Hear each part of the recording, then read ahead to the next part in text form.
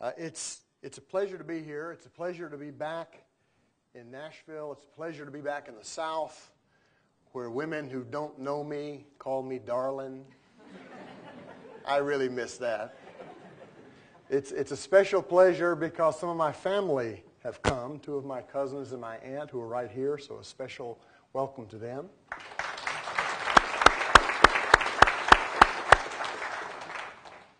And this is a place that's been a significant part of my life, so it is a homecoming of sorts. I want to talk to you about this book that I've just written. I've given this talk the title, Slave Ship, Ghost Ship, and I want to begin with this image, which I think many of you have seen.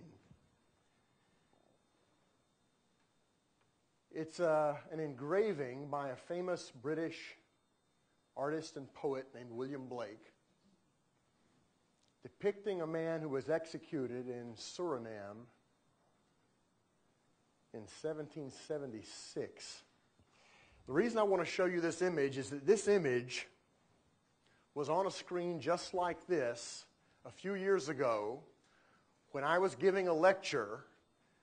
And immediately after that lecture, I was asked the most astonishing question I had ever heard in 20 years of university lecturing. And here's what happened. This image, by the way, was central to the book that Gary mentioned called The Many-Headed Hydra, because it sums up both the terror used against the workers of the Atlantic world, but also the resistance. Do you see it in his eyes? Do you see the defiance in his eyes?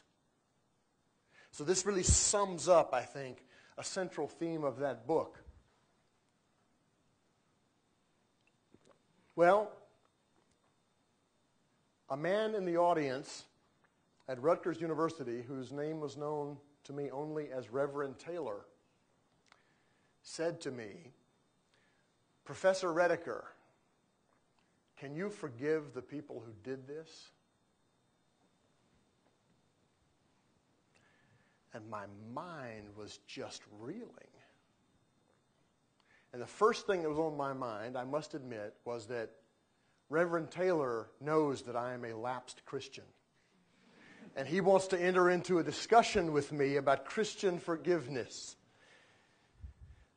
And since my mind was spinning, I did what I think any of us would have done in that situation. I said, "I don't know, Reverend Taylor, can you?" And what he said was really interesting. He told a biblical parable, which was long, so I won't repeat it. But the gist of it was, his answer to that question was, I try to forgive them for 5 minutes each day. Now, do you see what he's saying? What he's saying is that this is not over. We live with this still, whether we want to admit it or not.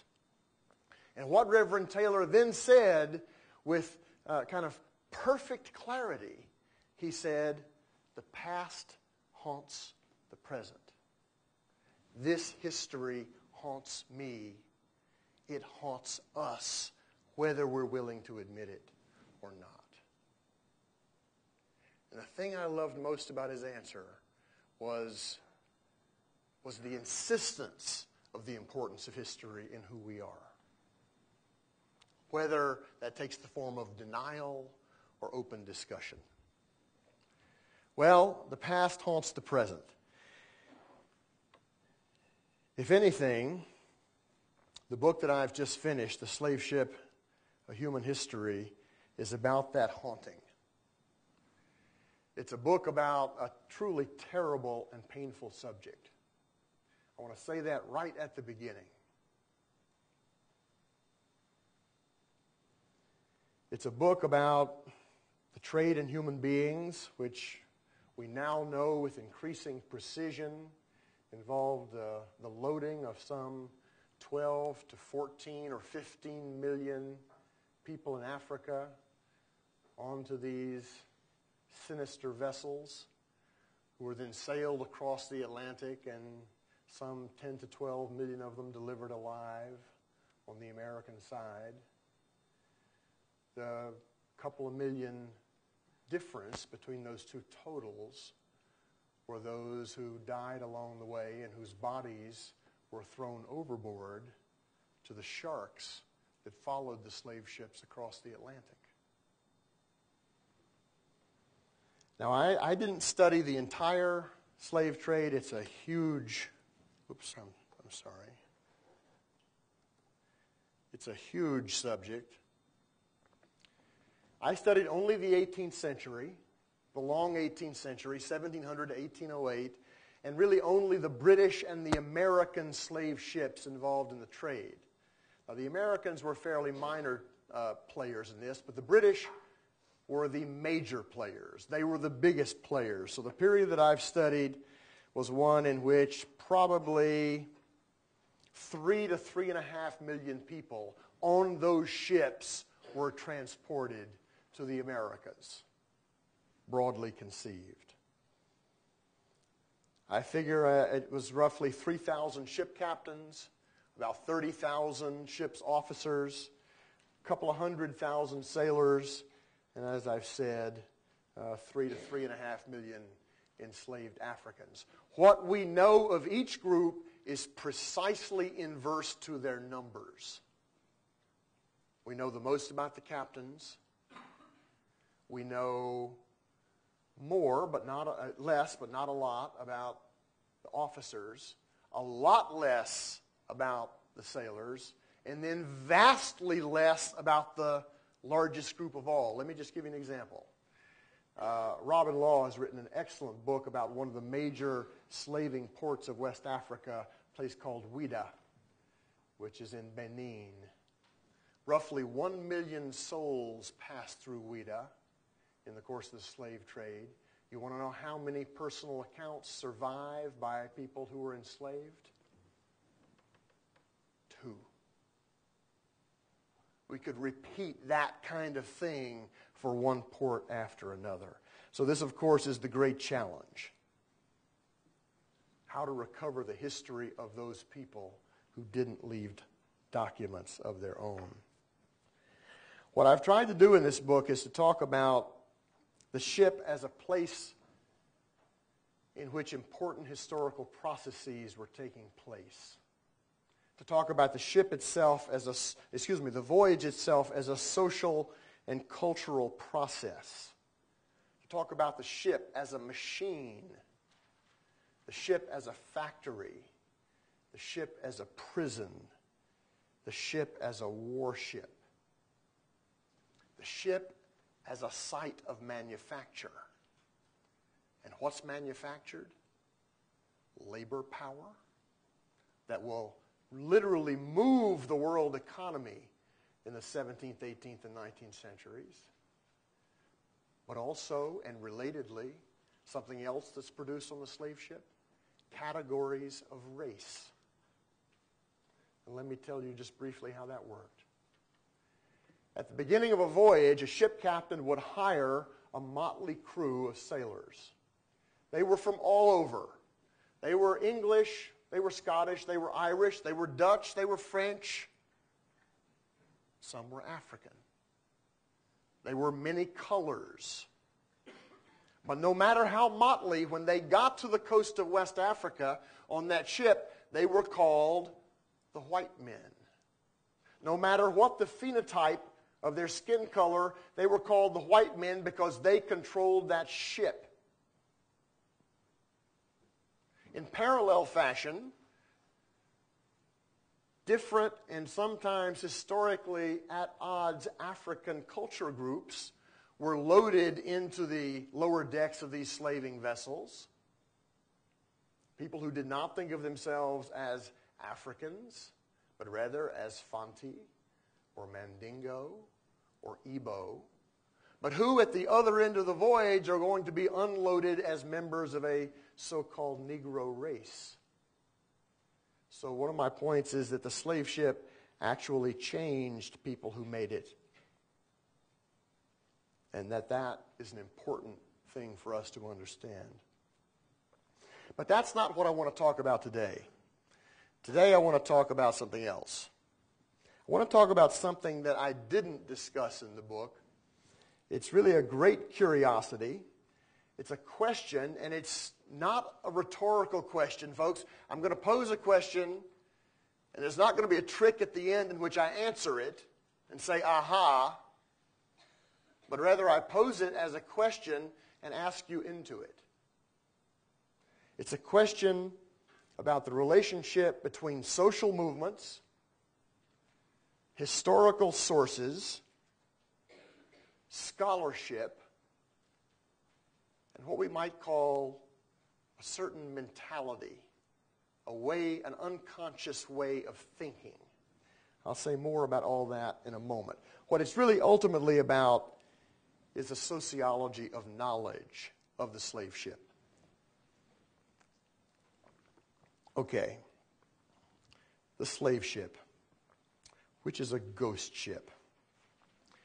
I want to do two things in this lecture. I want to sketch out first a puzzle and then a drama. Puzzle and a drama. And I want to go back and forth between the puzzle and the drama.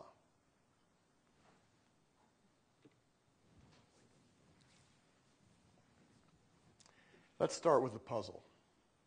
Here's a famous image of a particular slave ship, the Brooks. I'm sure most of you have seen it.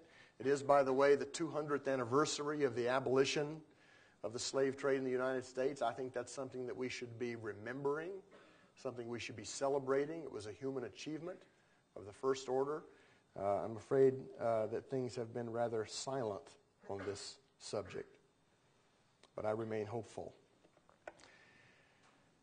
But the puzzle would go something like this. We have an extremely rich literature on the slave trade. We know a lot about the slave trade, primarily because there are extraordinary business records. The second edition of the slave trade database now has information on, I think it's almost 33,000 voyages. This is staggering. We have great works by people like Philip Curtin, Joseph Miller, Hugh Thomas, Robert Harms, David Eltis. But within all this, the study of the slave ship itself has been strangely neglected. It flits in and out of the historiography like a ghost. Now, this is curious. It's curious because of the historic importance of the slave ship itself. You're talking here, folks, about the mechanism of history's greatest forced migration. We're talking here about an engine of globalization. We're talking about an instrument of commercial revolution.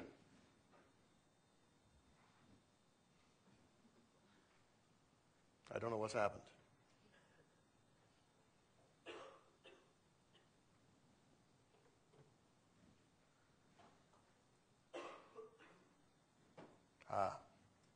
Luck.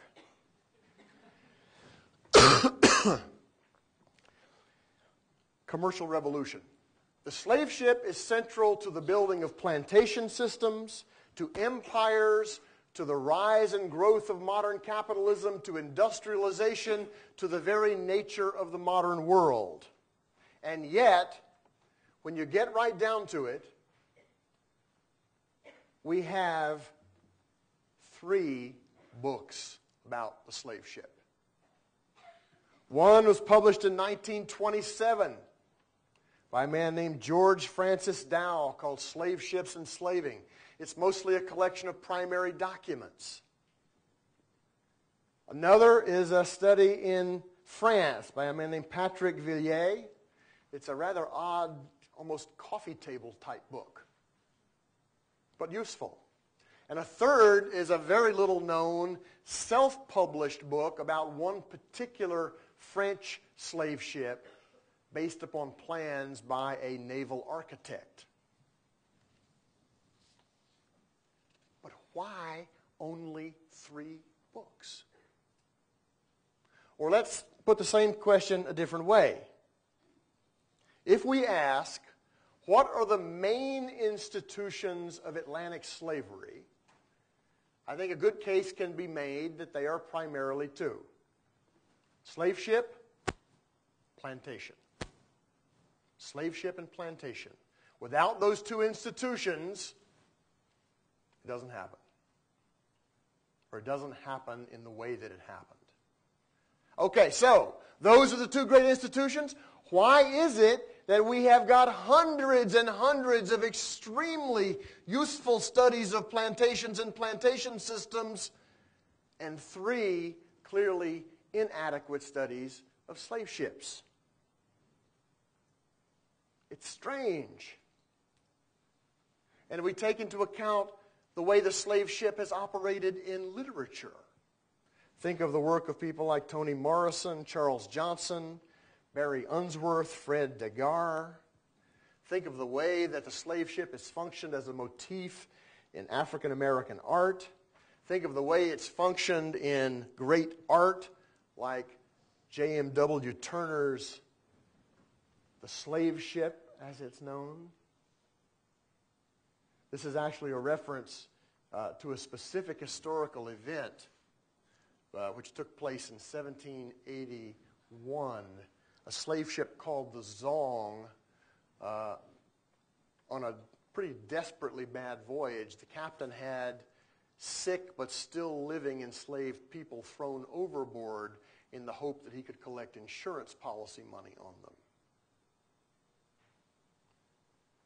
And Turner, painting many years later in 1840, wanted to remember this theme as part of the world anti-slavery movement of his own time. So what's going on with the historians? Why so little work on the slave ship? We'll return to this puzzle at the end of the lecture. Now, I want to read a short quote by the great African-American scholar activist W.E.B. Du Bois. This has been a guiding theme for my work. Du Bois wrote, and I quote, "The slave trade was the most magnificent drama in the last 1,000 years of human history. The transportation of 10 million human beings out of the dark beauty of their mother continent into the newfound El Dorado of the West. They descended into hell." Well, I've taken this very famous, justly famous quote by Du Bois and used it to suggest that what we really need to understand about the slave ship is how it was the site of drama, of great drama, and understood to be such by people in the 18th century. They were very conscious of the dramas that were playing out on the slave ship. And I want to tell you about one drama in particular. I want to tell you the story of a slave ship called the Pali. This is from 1791. And folks, it's a ghost story. It's based on a document that I found tucked away. This is one of those joys of discovery moments. In folder 24, box 43, in the Newport Historical Society in Newport, Rhode Island. A handwritten document called John Cranston's Testimony to the Grand Jury, June 15, 1791.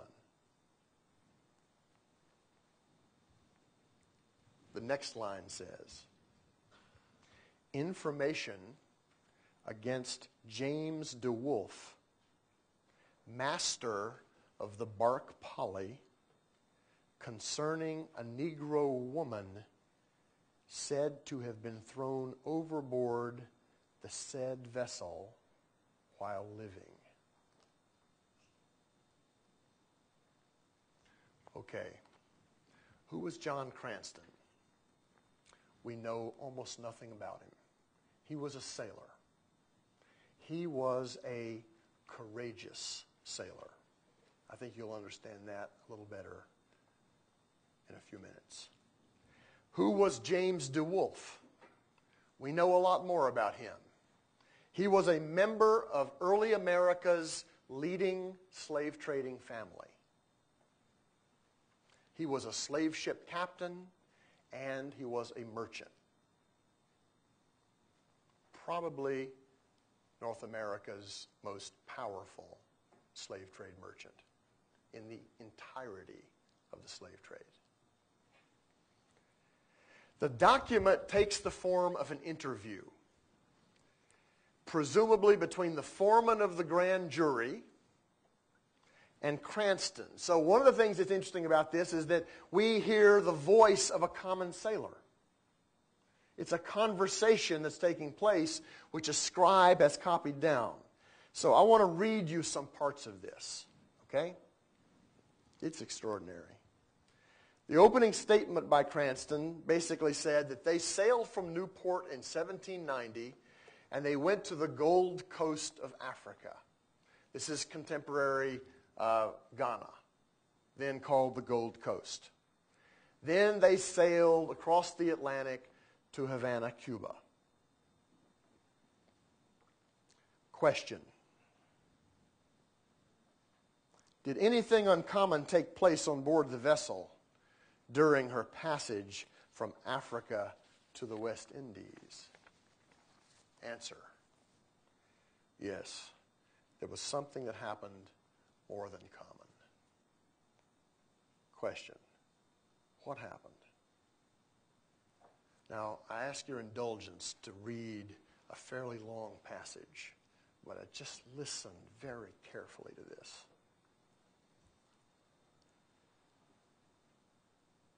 Answer: a slave was taken sick, which we took to be the smallpox.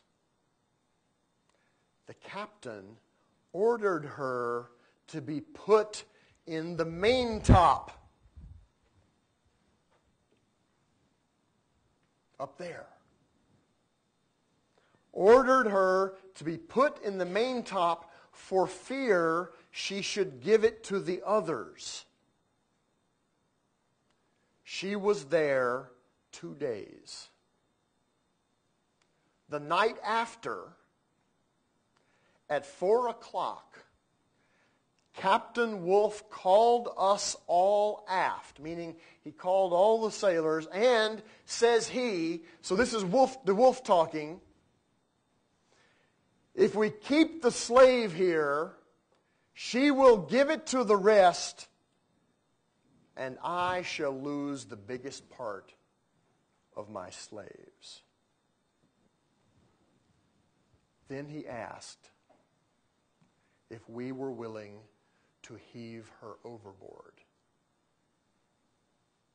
We made answer, no.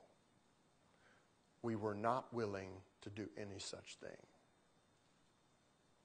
Upon that, he run up the shroud, saying, she must go overboard, and she shall go overboard.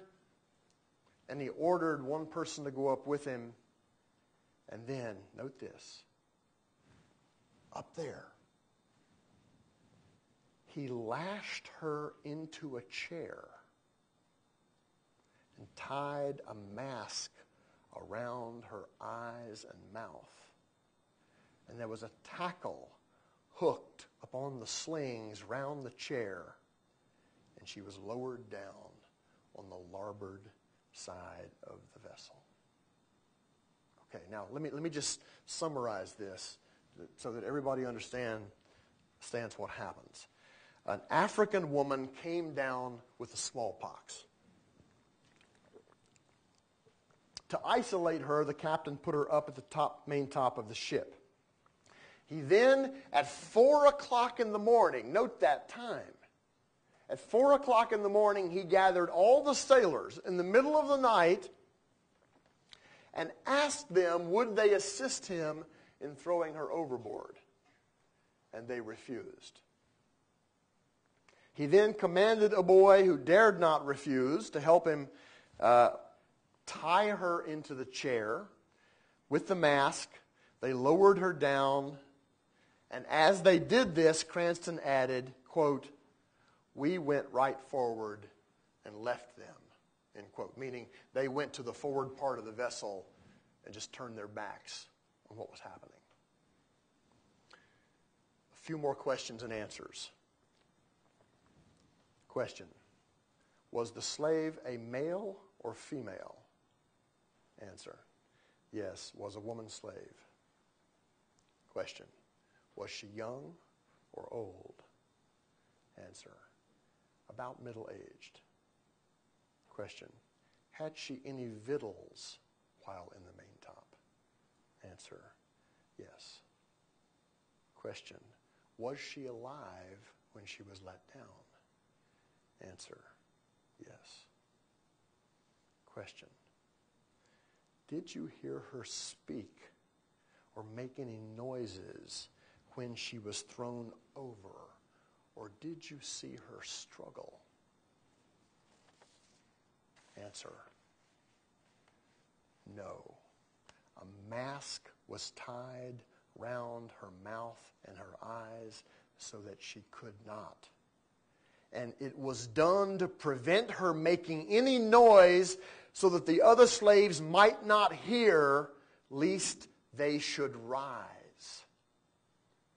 Do you understand?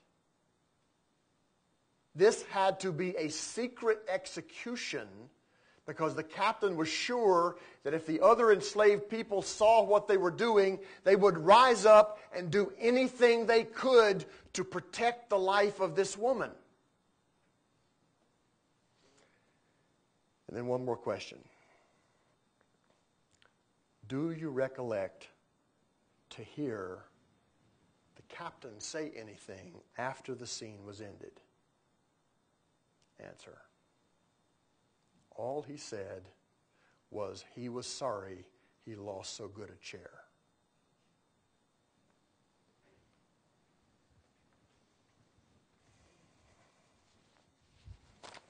Now, I want to come back to this event in a few minutes, but let me just summarize what happened after Cranston gave this dramatic testimony. And it was dramatic. Lots of people were crammed in to hear it. There were a lot of articles about it in the newspapers. The grand jury indicted Captain James DeWolf for murder. This was unprecedented. But Captain DeWolf, clever man that he was, saw it coming.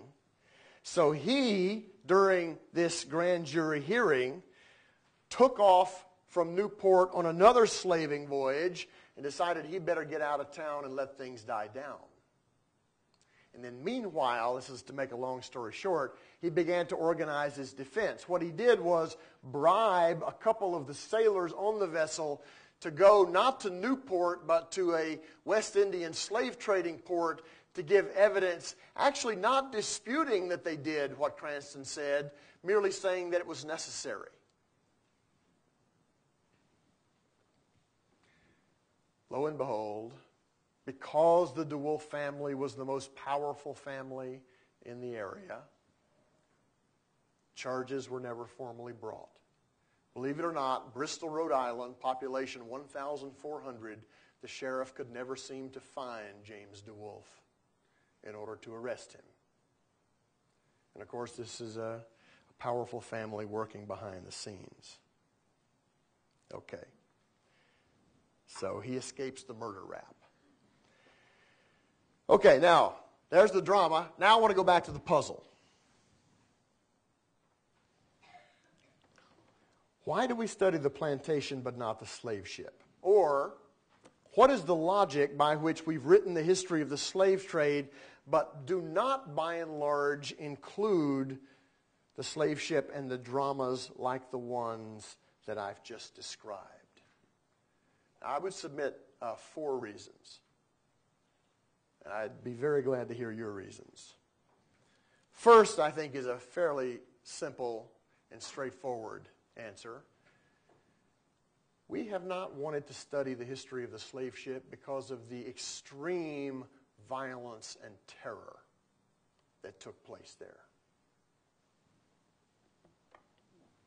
people just, I think, instinctively turn their heads away from images like this one of a woman bound, gagged, masked, lashed to a chair, and lowered into the ocean, murdered. But historians have faced other human catastrophes, situations of extreme violence and terror, so this cannot be a sufficient explanation. A second reason, the challenge of sources. Are there enough sources of the slave ship? Certainly it's a tremendous challenge to find them and to produce a story like this one of this woman and her murder. But I will tell you folks, having done research in this area for years, there is lots of evidence out there. And I was shocked to discover that some of the best evidence I found on the slave ship and the dramas therein had been used by other historians, but they simply hadn't been interested in this aspect of the evidence. So there are plenty of sources. So that can't be a sufficient explanation. A third factor,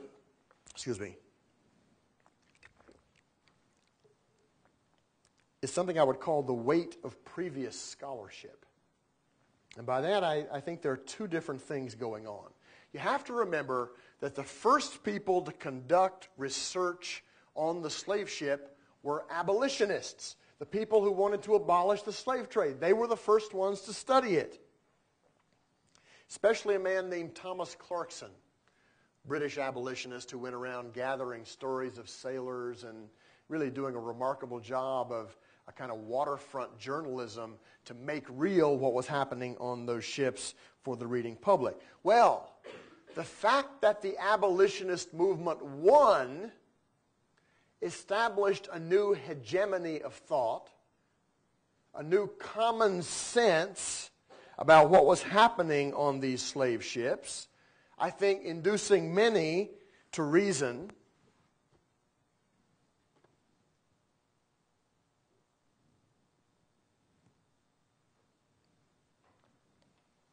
We know what happened. And we know horrible things happened on those ships, and we don't really need to know anything more about it. So that's one part of it. It's the way the abolitionists won, which made it less likely we would study the slave ship. But there's another aspect of it, because along comes professional historians, influenced by modern social science, distrustful of the research of the abolitionists, thinking it was propaganda, and it certainly was propaganda, but it doesn't mean it wasn't true, most of it. And so these modern historians, seeking to escape the emotional charge associated with the abolition of the slave trade, began to count. So a dominant strand in scholarship is initiated by Philip Curtin in a book called The Atlantic Slave Trade, a Census, 1969. Counting the bodies becomes a major way, in fact, I would argue the dominant way of studying the slave trade. It's extremely important, but I've suggested in this book, it contains within it a new kind of violence, the violence of abstraction. Because we don't often think of the human dimension of the story. The people are talked about as aggregate numbers. Okay, so that's the weight of previous scholarship. That's a third reason why I think we don't have studies of slave ships. And here's the fourth, and here I think this is the hardest one of all, but it may be the most important. I think that we have a mental instinct, a kind of presumption of thought to assume that the oceans of the world are not real places. Landed masses are real places. History happens on land. The seas are just those vast ahistorical voids between the real places, which are nations, by the way. That's the natural unit of history, right? That's the way historians wrote for hundreds of years, right? So there's a kind of bias, and I actually invented a word to describe it. I call it Terracentrism. I'm only half kidding. There is this logic by which we assume that history happens on land. Well, history happens at sea. Actually, I think the people who've understood this better than anybody else are folks from the West Indies. And I would quote Derek Walcott, who has a poem called "The Sea is History." Where are your monuments, your battles, your martyrs? Where is your tribal memory? Sirs, in that gray vault, the sea has locked them up. The sea is history. Okay, from the puzzle, back to the drama. Crucial historical processes are happening on the decks of that slave ship called the Pali. Now, it is a most unusual case, but it illuminates an important moment, and it even predicts the coming end of the slave trade almost 20 years later. Everything you see depends on timing. The fact that this voyage took place in 1790 and 1791, and the fact that this hearing took place in June 1791, what that means is that it took place during the peak period of abolitionist agitation, 1788 to 1792, in which people all around the Atlantic are debating the slave trade. Now let me tell you some of the ways in which history is happening on the decks of that ship as influenced by that social movement, abolitionism. First, note the limits on the captain's power in this case. It's really extremely fascinating. I want to assure you that captains did not often call meetings to ask sailors if they were willing to do something. And sailors did not often say no when they were told to do something.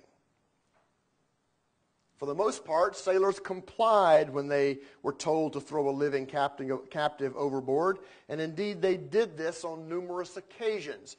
But captains felt that their power was under attack in these years by the opponents of the slave trade. So it made de Wolfe think twice. We now then have to pose another question. How did it come to be, if captains had been for hundreds of years commanding sailors to throw living people like that woman overboard, why in 1791 did it suddenly appear as murder? That's another achievement of the movement against the slave trade. In 1781, the Zong, remember? When that reached the press, a man named Alauda Equiano, many of you will know of him, heard about this massacre of 132 men, women, and children, went to a man named Granville Sharp and said, "We've got to go and denounce this as murder." And Sharp did, and Equiano joined him. And this nascent abolitionist movement started screaming, "You throw those people overboard like they're cattle? They're not cattle. They're human beings. It's murder."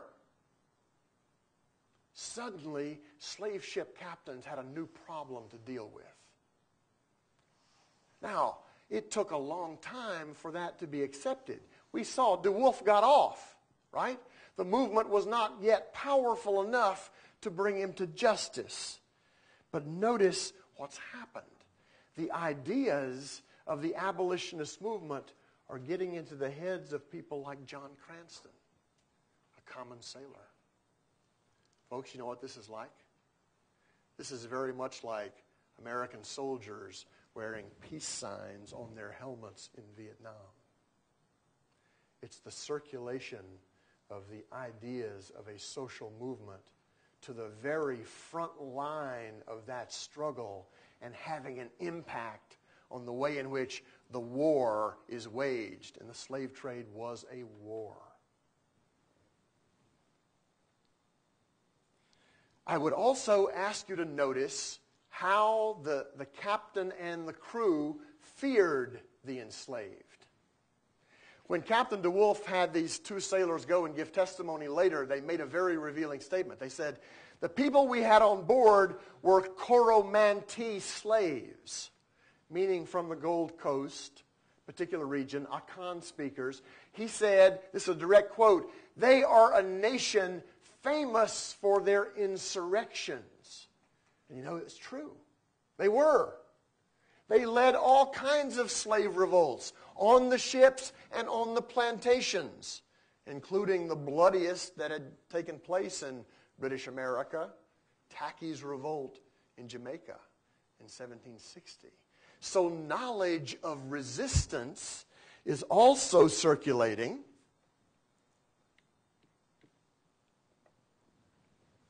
And here's an image of it. This is every slave ship captain's ultimate nightmare.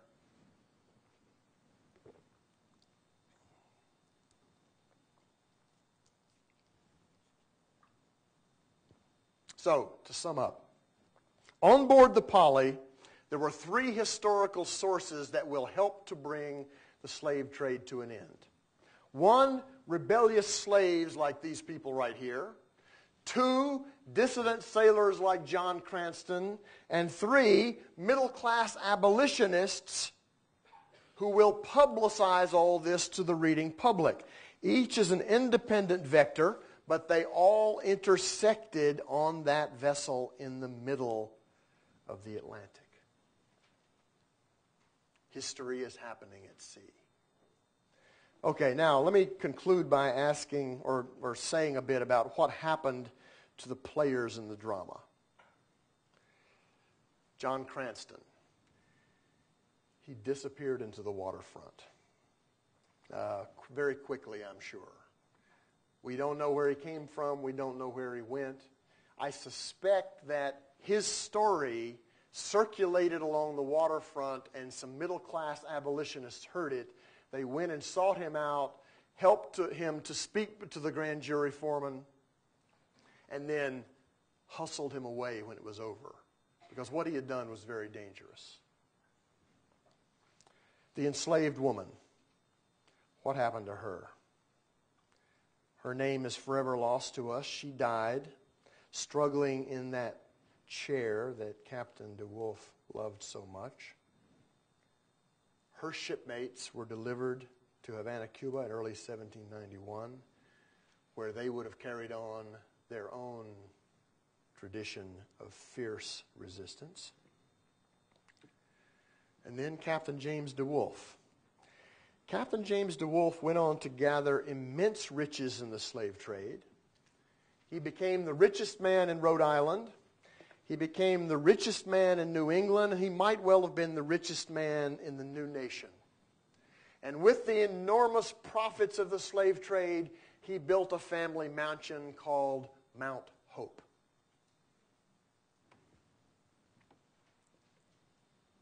He became the United States Senator. So I want you to think about the hand that is tying the mask around the woman's face is the hand that will craft legislation in the Senate. Just think of that. I want to end with the ghostly image of the woman in the mask, the almost unspeakably powerful symbolism of her struggling for voice, her muffled cries. My friend, the brilliant playwright Naomi Wallace, wrote to me about this after reading The Slave Ship. She wrote, "The image will always stay with me.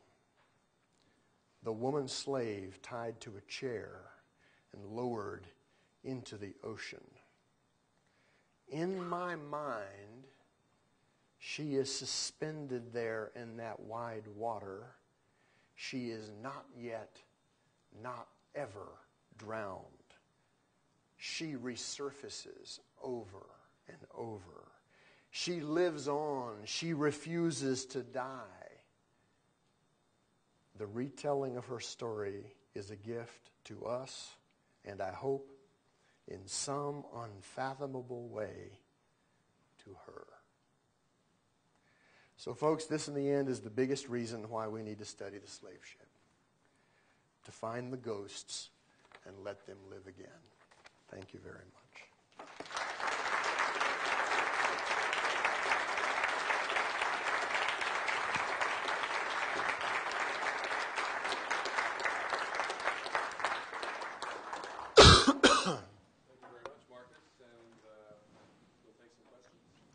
Sure. I'm going to let you handle it. Okay. Stop, I'll help you. And if you ask a really good question, I'll use it in my next talk. Floor is open. And I would ask you please to introduce yourself when you do speak. Yes. My name's Kate, and I'm a political science graduate student. Hi. And I was wondering if you would consider adding the factory or the Lords of the Loom to great institutions, the slave ship, the plantation. Just because from what I read, I'm not sure that the institution of slavery could have or would have capitalized so much without the Lords of the Loom and the Lords of the Loom. Yeah. Okay. Yeah. You're making an excellent point. The question, as I understand it, is that should the Lords of the Loom be added as a third, or I guess the kind of industrial system, as a third major institution? I would say it is certainly a major structural part of an Atlantic system, and it's going to be crucial to its genesis and development. And of course, scholars are still debating what's the relationship between slavery and industrialization. But I'm just trying to understand the slave system proper in terms of its internal institutions. We could say that it's influencing dozens of other economic institutions. Boards of trade, all kinds of aspect. Banking grows in Liverpool out of the slave trade. So there are lots of them, and I think it is crucial to understand the systemic connections. So I'm certainly in agreement with the spirit of your question that we must link up these different systems to a larger world capitalist economy. Thank you. Yes, back there. What's your name? I have a two-part question.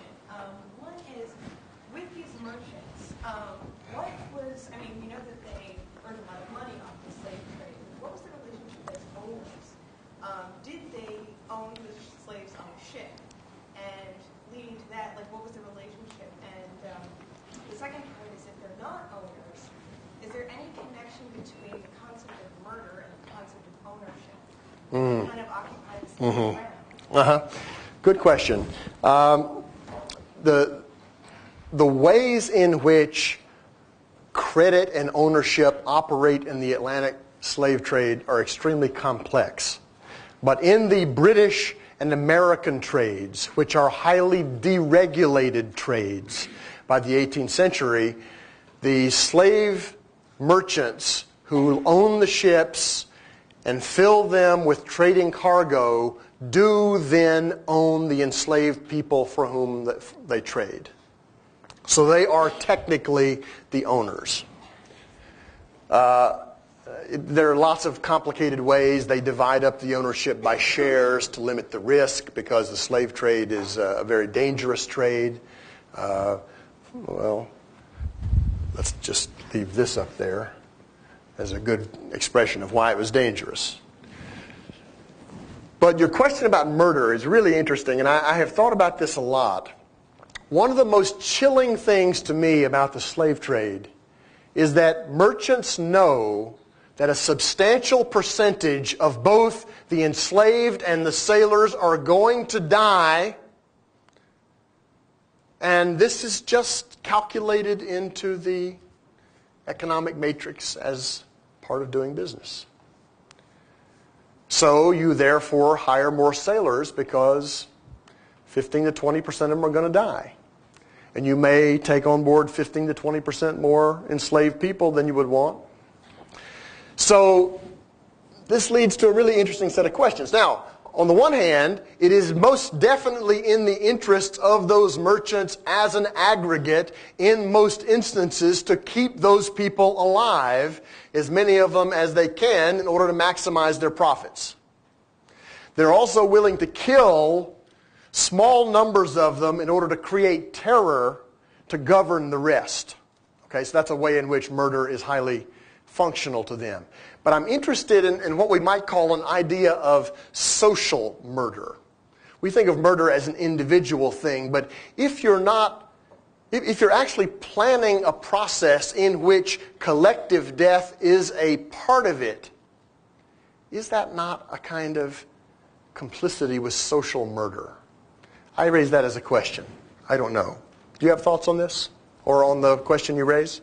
Oh, no, I was just wondering how someone from an influential family, the Walker case in particular, could be accused of murder, whereas slave owners could not accuse necessarily of murder as much. Well, it is unusual that de Wolf was, in this case, both the merchant and the slave ship captain. And frequently the way it worked was that, there were some slave merchants who knew almost nothing about what actually happened on the ships, and they didn't really want to know. You see, if you haven't read this novel by Barry Unsworth called Sacred Hunger, I would strongly recommend it to you. It's a novel about the slave trade. And he has a beautiful line in there where he's talking about two merchants in their slaving voyage. He says, they really couldn't have pictured what was happening on their ship. But then again, they wouldn't want to, because horror, if persisted in, can choke the mind and lead to less profits. Better to think abstractly in terms of graphs and tables and maps and charts. See, that's the way slave traders thought. That's one of the ways they hid the import of their actions from themselves and from posterity. We don't have to accept that, do we? Yes? Michael Neal, visiting from the University of Auckland. I wonder whether one of the difficulties presented by writing about a slave ship is that in a slave ship, I remember looking once at an index in one of the Hacklet Society's volumes, looking for slaves, and I found that there was not an independent entry for slaves. You had to look under commodities next to soap and sugar. And whether it isn't that in that kind of liminal space of the voyage, people are reduced to absolute commodity as near as possible. But the moment you get, when they're on shore at one end, there is some kind of describable social interaction taking place, even if it takes the form of war. When you get them on shore at the other end, you can somehow reduce the horror of what is happening by describing a slave society. It is at least a society of sorts. But on the ship, it seems to me, these people are utterly outside any kind of comprehensible society. So what can you then say about that? Well, I would say two things in response to that. First of all, abolitionists understood the problem you're posing, and one of their main projects was to say that regular human law must apply to that space. In other words, just because there's an extreme situation and people are being turned into commodities, that doesn't mean that you can murder them. Right? So there's a struggle about, is the lower deck of a ship part of human civil society? That's a battle. But on the other hand, there's an interesting terracentric assumption in your question.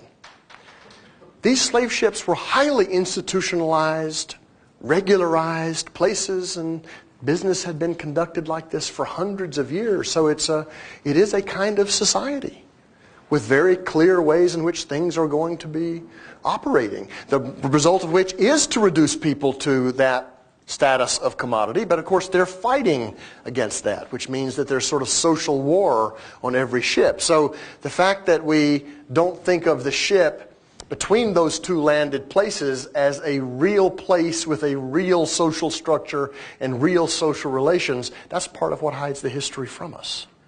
So I would say it's not qualitatively different from what's on either end. It's just a different stage of the same process. You want to come back? No, I'll think about that. Thank you. Okay. Yes. Roseanne Adelaide from Africa. Hi, Roseanne. Hi. It's been a long time.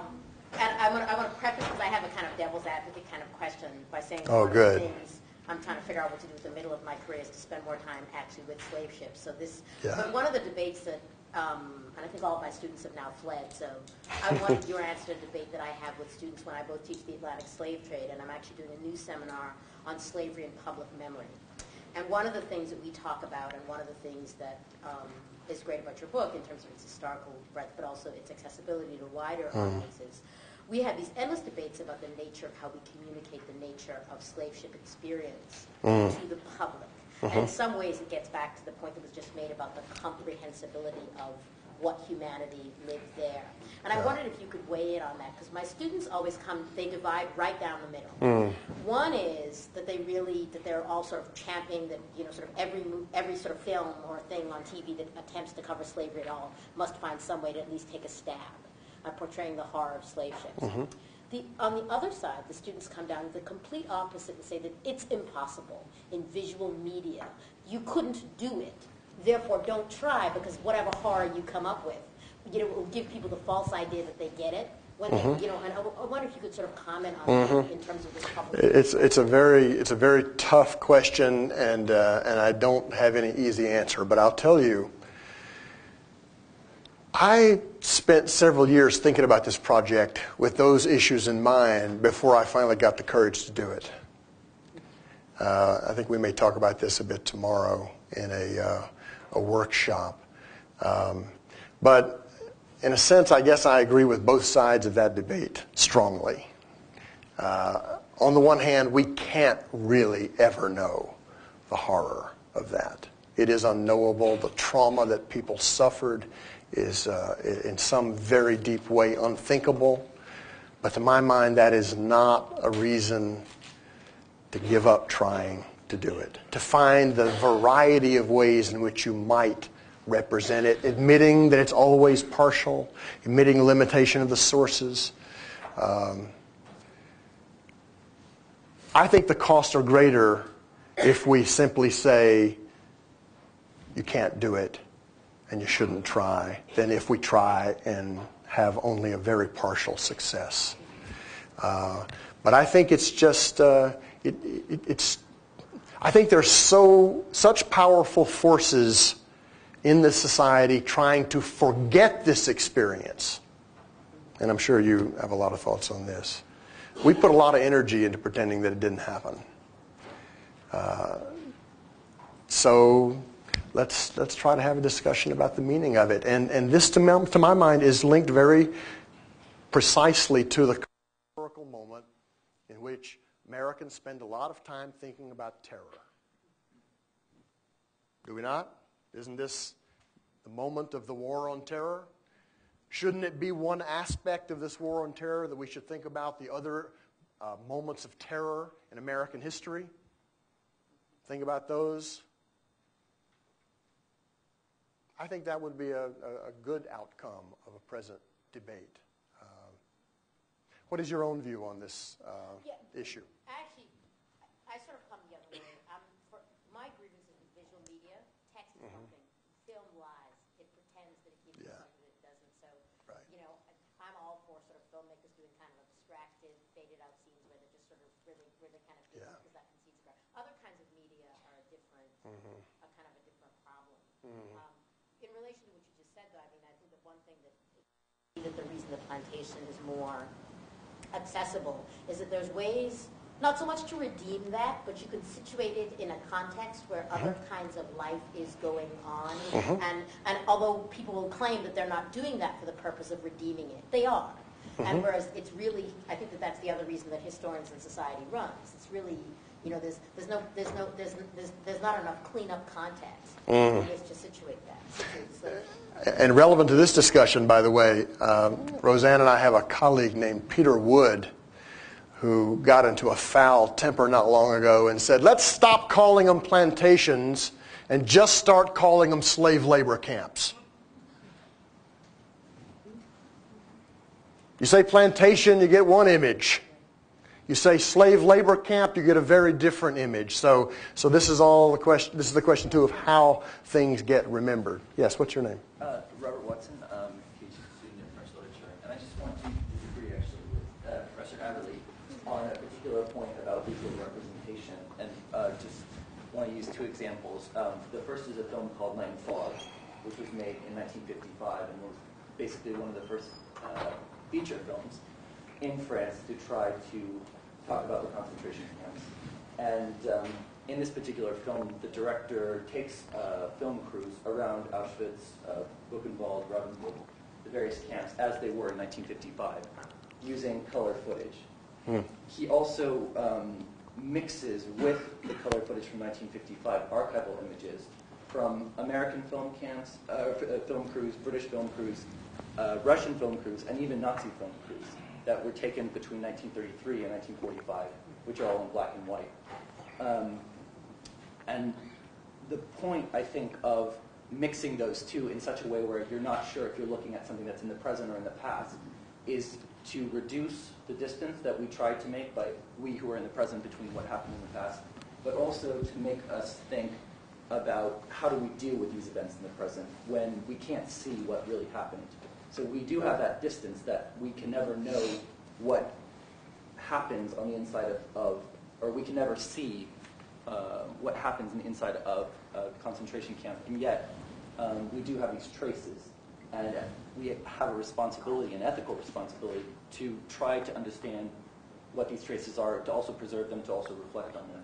And another project that tries to do a similar thing is a book by Patrick Chamoiseau called Guyane, and it's called Traced Memories of the Bagne, which was the French colonial prison system there. And he does a similar thing by taking photos and talking about not facts and figures, but what he calls trace memories. So those imprints left on the earth and the buildings by the prisoners themselves, who otherwise I think David Ellis has talked right. about this here. The difference is that you don't have with the slave trade. You don't even have photos. Right. You don't even have right. like the distances, the layer of things. He had much more to say about this than I do. But I just think that even with the slave trade, there are certainly numbers and numbers of traces, and that those we do have to deal with those traces that which is left behind, even if it's the remains of slave ships. So. Thank you. And we do have. I mean, that would be my question: what, in terms of slave ships today, what material evidence do we have of slave ships today? So pieces of wood from slave ships, or sure. Ships themselves. Yeah, I mean, nautical archaeology is a very interesting field of investigation right now, and a couple of slave ships have been excavated. People are very eager now to find new ones. The Amistad, of course, has been rebuilt. So heritage tourism is driving these sorts of things. So there's actually a lot of evidence that we would call broadly material culture. Yes, I'm here. I'm Tiffany Patterson. Oh, hi, Tiffany. Hi, how are you? I'm fine. Old home week around here. I want to pick up with Roseanne's point and with Peter, right? Robert's point, but take it in a different direction. I've been struggling for 3 days how to frame this question. Uh-oh, that scares me. Twice, well, first of all, the question actually began with Toni Morrison at a series of lectures at Cornell when we were talking about Beloved. And when she got into an exchange with me and some other African-American historians, when she began to talk about the horror and the shame of slavery and the memory of it. And we wanted to contest that because as you were talking, as I read your book, and I'm going to paraphrase your phrase, violence of abstraction to safety in abstraction. Okay? Because I realize now that what we did was to move from the horror to the resistance. Mm-hmm. And when I came through graduate school in African history, that's all we talked about was resistance. Yes. And it allowed us to sort of push the horror away. Twice in the last 20 years, only twice, I had become very good at safety in abstraction to teach this material. To teach it in such a way that I really didn't have to deal with the emotion of it. And twice, 2 books, caused me to embarrass myself in a public place. Once in Applebee Restaurant in Binghamton, when I was there on the faculty, reading Leon Litwack's Trouble in Mind, and his rendition of the barbecuing of Sam Hose in 1899. It's not that I don't know about this. I know all this material. But something about that writing, I was in tears in the restaurant before I realized it. The second time is your book. This weekend on Saturday at the Pancake Pantry with a cup of coffee. I got to the end of the introduction and I couldn't see anymore because I was crying. Tony said, we have to teach this material in the way that it happened, but we have to do it with great care with the young minds that we're entrusted with. And as a teacher, I could abstract myself because I had to deal with the students when I did bring them into this space in any kind of limited way that we could, because it's so much easier to run away from it. But I think as professors, we have to confront it first and then find a way to teach it, because I don't think media is the only way to teach it. What you wrote here is pretty damn graphic.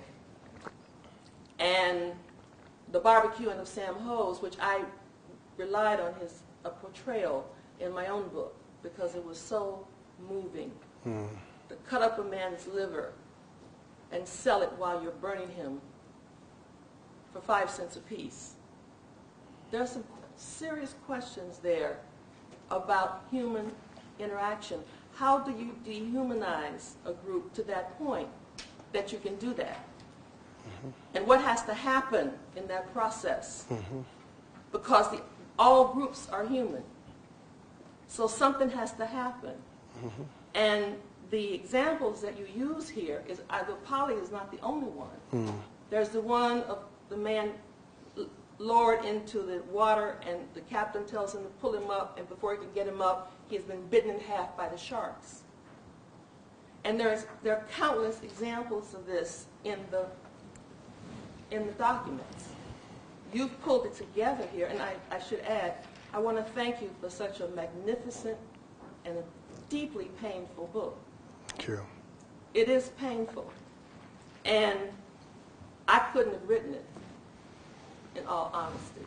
So I think we have to ask ourselves as teachers, what is our responsibility to teach the generation in this room, most of whom were born after the Civil Rights Movement. They never saw it. It's a document, it's a faded memory. And when I started my graduate work, slave studies was one of the biggest topics in America, in Atlantic history. Okay? Not so much so now, at a moment in which we have to really teach it. So I wish you would comment on that, because I think you did such a magnificent job of presenting this here, and yet I'm still feeling the emotion.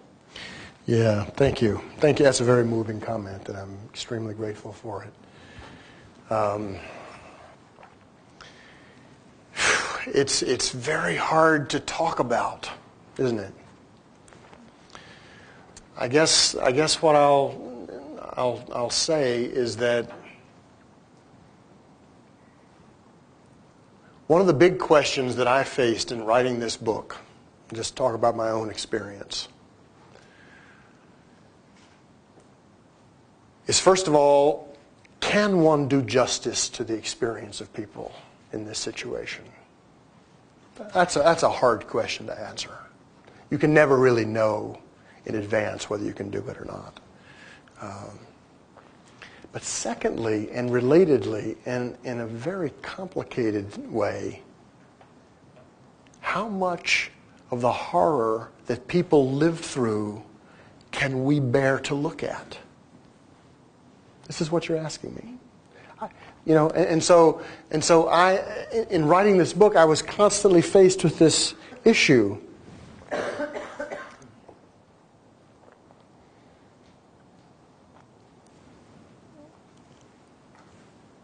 How do you write about this kind of terror and violence that avoids two possible reaction by readers? One, people simply can't read it and they just shut off to it, in which case you've lost. Or two, and even worse, people grow numb by the endless repetition of the violence. And so it loses its power on the reader in ways that it never would have lost it among the people who were going through the experience, because the point of the violence was also always its geometric social meaning. Violence against a few to rule many. So this was I must say, it was a very hard question, and the answer that I came up with was that whenever I wrote about violence, I always tried to make a new point. In other words, it was never simply the same point over and over and over again, but to say it has this aspect and that aspect, and then to try to comprehensively pull it all together. Whether the book is a success in that regard, I can't know. But it is related in my mind to very contemporary questions.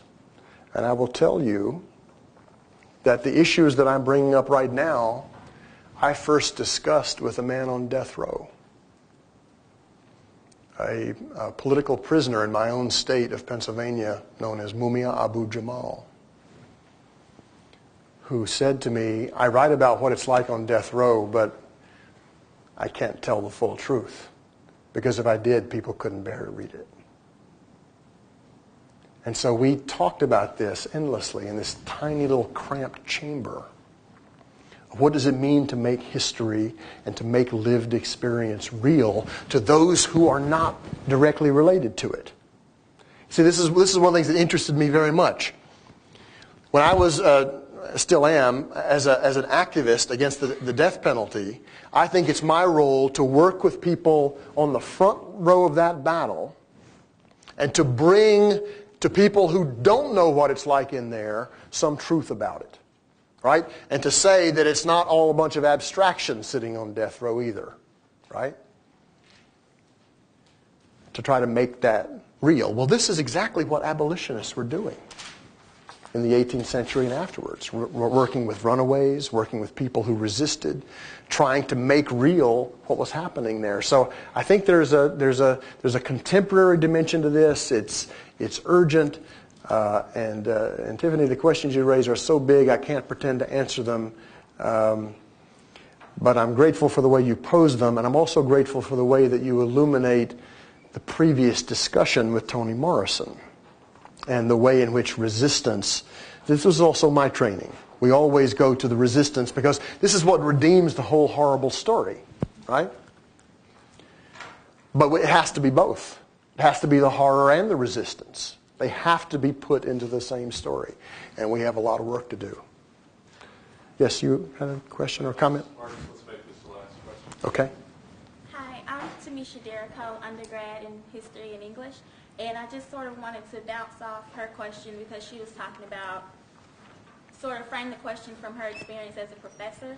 And I just wanted to ask you, when you write a book like this or when you teach your courses, what goal do you have in mind for the students? Because I know that this material is relevant to now, but as a student and a member of my generation, and I'm also interested in media and things, and you see a lot of public opinion, you tend to get, on the one hand, a lot of people who are outraged about this type of thing and think that it's important and that will sit and take the time to read a book like this or to take a course. And then you also have on the other spectrum a lot of people who say, this is history, why do people keep talking about it? Why don't Right. they just shut up? People just want 40 acres and a mule type thing. Right. And so as students and future leaders, how are we to deal with the second group of people, and how are we to incorporate this message into today? My attitude is fairly straightforward. In all the teaching that I do, I say that it is our highest responsibility to be honest about what happened. We just have to try to tell the truth about what happened. That's a very hard thing to do, because the truth is hard for people to accept. As you say, there are a lot of people who, even if you present them with a lifetime of research, they say, I don't want to know that. Well, that's their prerogative. So we've got to make a case for why we need to know that. Why does this matter to us? Why is our engagement with this history likely to make us, to offer us a more progressive future? Why does it matter in that way? What's going to be the payoff for telling the truth? Well, justice for one. I mean, just admitting that these things happened, I find, has a tremendous impact on people. There's just so much repression about this. I've given a lot of talks about this book. I've had people just come up and well, as Tiffany said, they just start to cry. And they say, nobody is ever willing to talk about this. We all know it happened. It just showed to me that there is a lot of unfinished business about this. It's kind of all around us. But we've been afraid of it. We've been afraid of it. So it is going to take young people like you to raise the issue and say why the past matters to who we are and where we might go, and how we can use it really to frame a better image of the future. I think that's what really matters. I want to thank the audience here for these important and difficult questions. And I want to thank Marcus Rediker. My pleasure. Thank you.